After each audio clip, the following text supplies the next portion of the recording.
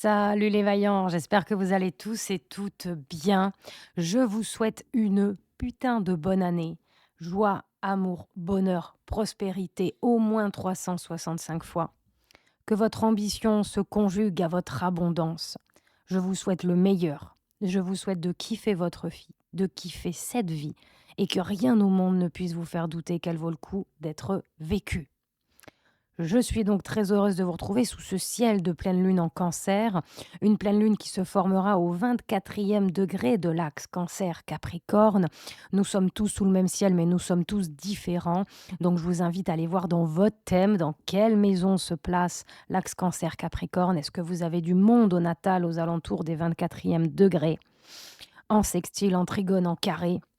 Et si vous voulez aller plus loin, cette année, je vous propose une formule où nous allons voir chaque nouvelle lune et chaque pleine lune au diapason de votre ciel de naissance pour voir les invitations, les leviers, les challenges de chaque lunaison pour que vous puissiez surfer, vous approprier et profiter des énergies que nous envoie Lulu, alias l'univers, quoi. Donc, une pleine lune qui se formera le lundi 13 janvier 2025, lundi, jour de la lune. C'est plutôt carré cette histoire, hein. Nous sommes ici dans un axe dit cardinal, cancer-capricorne, un axe synonyme de renouveau, d'élan, de projection. Un axe qui relie les éléments de l'eau et de la terre. Et quand l'eau et la terre s'unissent, la transformation est imminente. Donc, la pleine lune, c'est toujours le soleil, lumière de notre conscience, qui vient s'opposer à la lune, reflet de notre inconscient. C'est toujours un feu des projecteurs. L'observateur observé, un moment de prise de conscience. C'est le climax dans un cycle lunaire. La lune est ici chez elle, dans le signe du cancer, prête à déployer sa pleine puissance. Et comme vous pouvez le voir, elle n'est pas seule. Elle est prise en étau entre Mars et Pluton. Un gangbang cosmique qui rend cette pleine lune d'autant plus forte, d'autant plus puissante, d'autant plus bruyante, d'autant plus dérangeante. La lune en cancer nous rappelle à notre sentiment d'appartenance, appartenance à une famille, à un clan, à une team, à une meute, à un pays. Elle nous parle de rites, elle nous parle de dogmes, elle nous parle de mémoire ancestrale et d'histoire.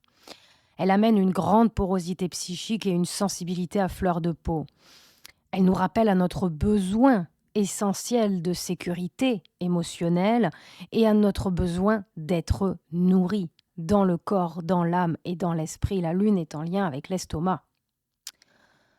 De quoi on se nourrit? Qu'est-ce qui nous nourrit? La question se pose. Ça ramène un combo d'hypersensibilité mêlé à un sentiment de vulnérabilité, une émotivité à fleur de peau qui nous promet bien évidemment de grosses prises de conscience émotionnelles, de grosses transformations émotionnelles. Ce combo provoque en nous l'envie et le besoin de changer. Nous avons un trigone à Uranus, Pluton est dans la place, Mars est dans la place. Et en numérologie, comme à la dernière nouvelle lune en Capricorne, on tombe sur 5.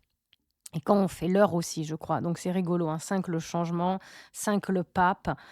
Je ne vais pas revenir dessus parce qu'on en a parlé lors de la dernière vidéo, mais c'est redondant, ça revient. Donc c'est que c'est important. C'est un combo qui n'est pas du tout de tout repos et qui nous invite à observer les schémas répétitifs, hein, cette chanson qui tourne en rond, en boucle, qui prend racine dans une tradition, dans une éducation, dans des patterns hérités, aujourd'hui obsolètes. C'est ce que nous dit la présence de Pluton et d'Uranus. Une invitation à dépasser ces mécanismes de sécurité, de protection, de défense qui aujourd'hui nous enferment dans une prison dorée. Sauf que Julien n'est pas dans le coin. Ouais, c'est la petite blague, Julien Doré, voilà. La présence, en tout cas, de Mars rétrograde en cancer, opposé à Pluton, vient bien sûr exagérer ce besoin de sécurité, cette sensibilité à fleur de peau. Cette pleine lune en cancer est aussi appelée la pleine lune du loup. Ça prend tout son sens d'un coup. D'ailleurs, posons-nous la question.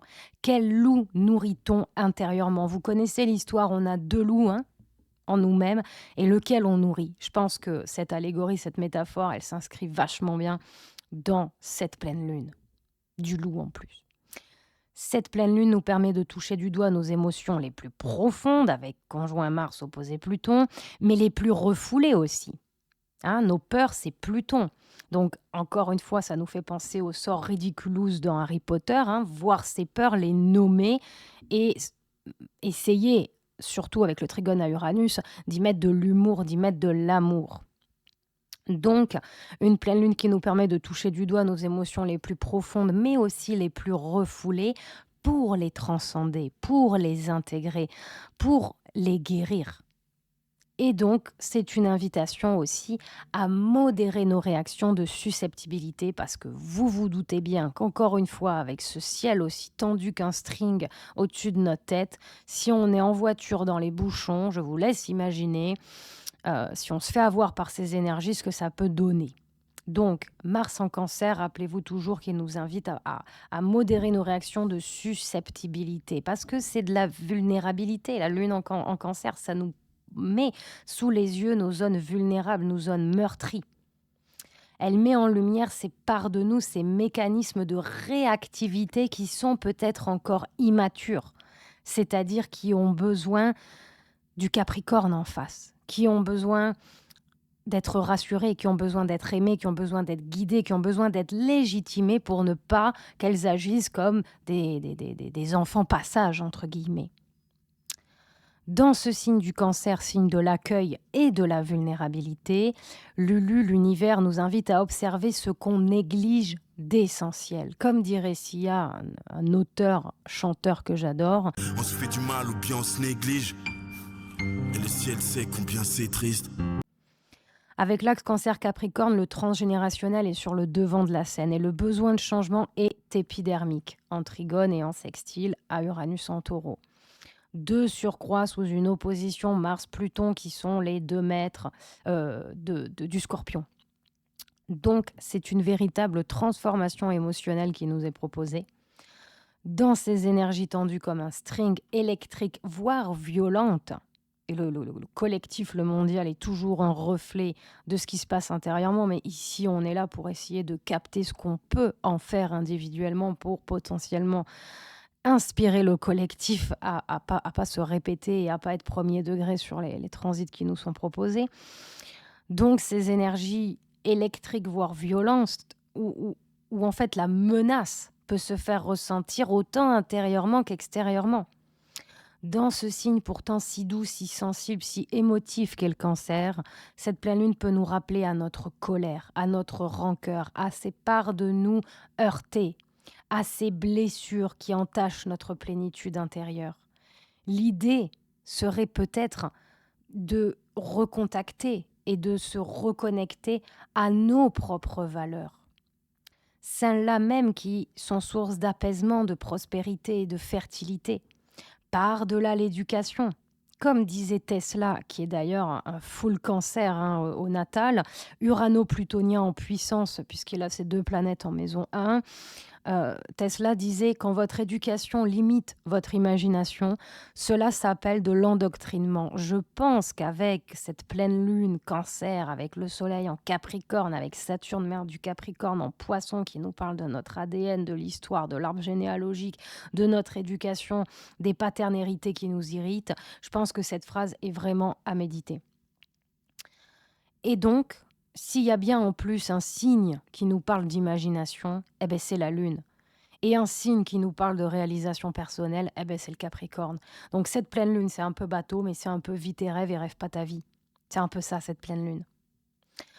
Par-delà le conventionnel, par-delà ce qu'on nous a appris, et ce qui semble marcher, mais trop souvent pour les autres plus que pour soi-même, par-delà même ce qui est engrammé dans nos cellules, dans notre ADN, observer, pleine lune, observer ce qui fonctionne réellement pour nous-mêmes et retrouver cette fluidité de l'eau qui sait se glisser partout en épousant la forme des reliefs qu'elle traverse sans pour autant restreindre sa propre nature. C'est en cela que l'on dit que l'eau est l'élément le plus puissant. Connais-toi toi-même, renforcer notre perception que nous avons de nous-mêmes, de notre pouvoir. personnel, de notre volonté. Mars opposé Pluton, Mars rétrograde en Cancer, foule nos méandres intérieurs et est prêt à reconquérir des parts de soi, mises de côté, piétinées, abîmées, les intégrer et les faire nôtres. Mars est le bras droit du Soleil. Harmoniser ces facettes pour élaborer une nouvelle réalité, constituée d'éléments divers, à la fois familiers et à la fois neufs.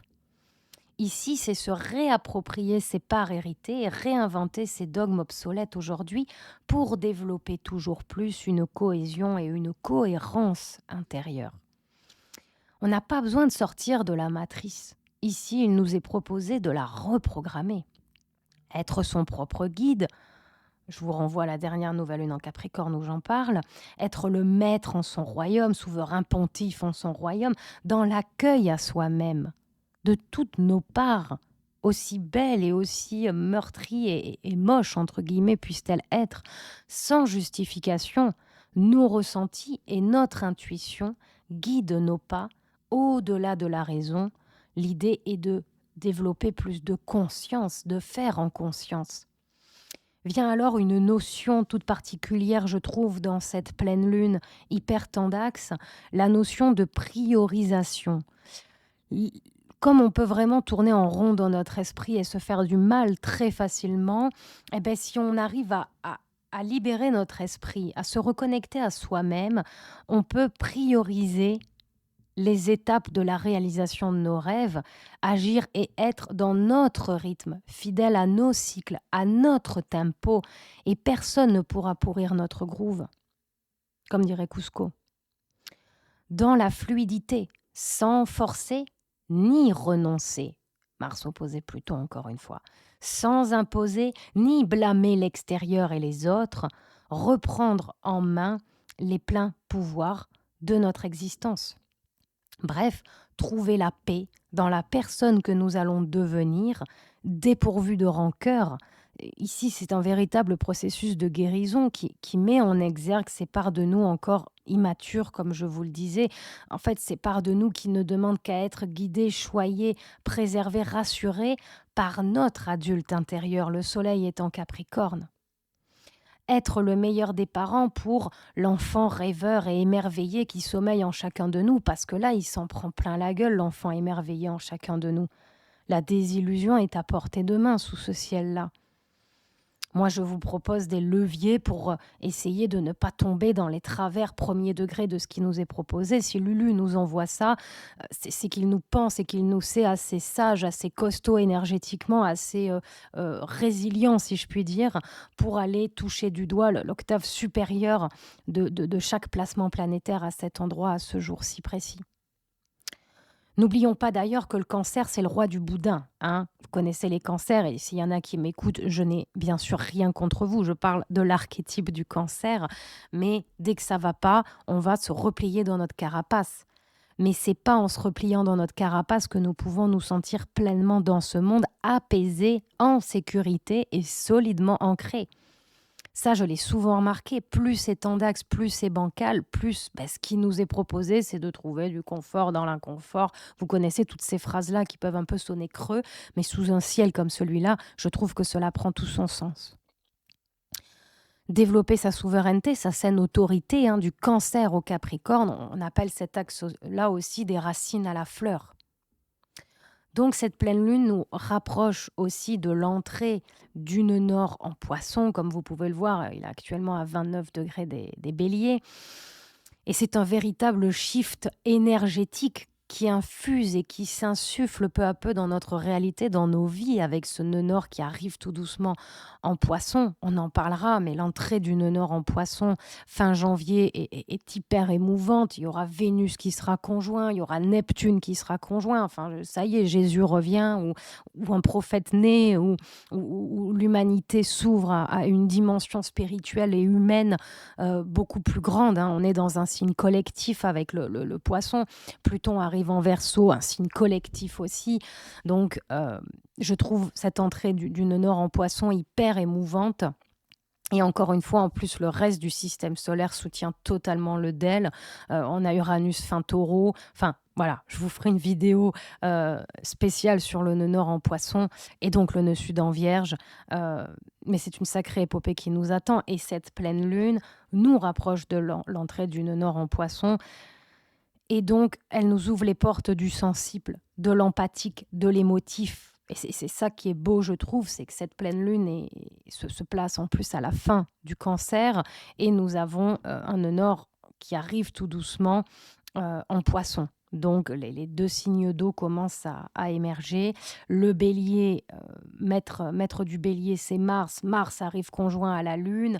Donc, vous voyez comme on peut y voir un rendez-vous cosmique où le hasard ne fait rien au hasard. Comme disait Einstein, le hasard, c'est Dieu qui se promène incognito. Donc, pour nous préparer à cette entrée du nœud nord en Poisson, cette pleine lune nous invite à œuvrer intérieurement sur ce besoin d'autoprotection qui peut s'apparenter, voilà, à une prison dorée dans laquelle personne ne peut rentrer et dans laquelle surtout plus rien ne peut évoluer. Donc le monde bouge, le monde change, le monde évolue. Soyons le témoin reflet de ce processus qu'est l'existence. La seule constante immuable de l'univers est celle du changement. Ne résistons pas au principe même de la vie. Le Cancer nous permet de mettre au monde, d'accoucher à une nouvelle réalité, à une nouvelle version de nous-mêmes, plus mature, plus sage, développant notre assise intérieure, édifiant notre souveraineté personnelle.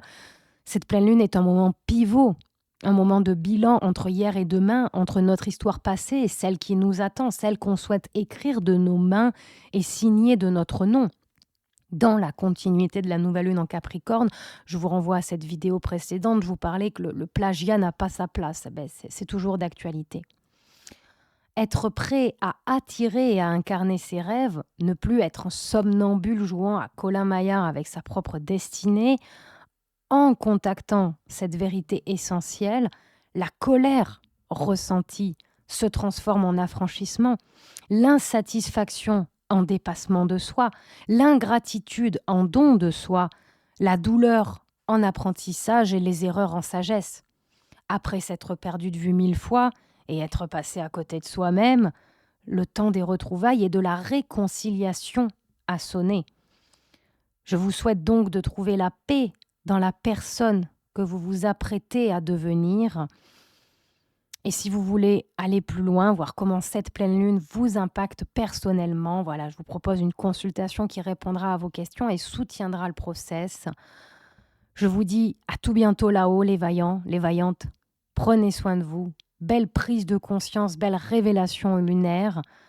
Bise cosmique sur vos tronches.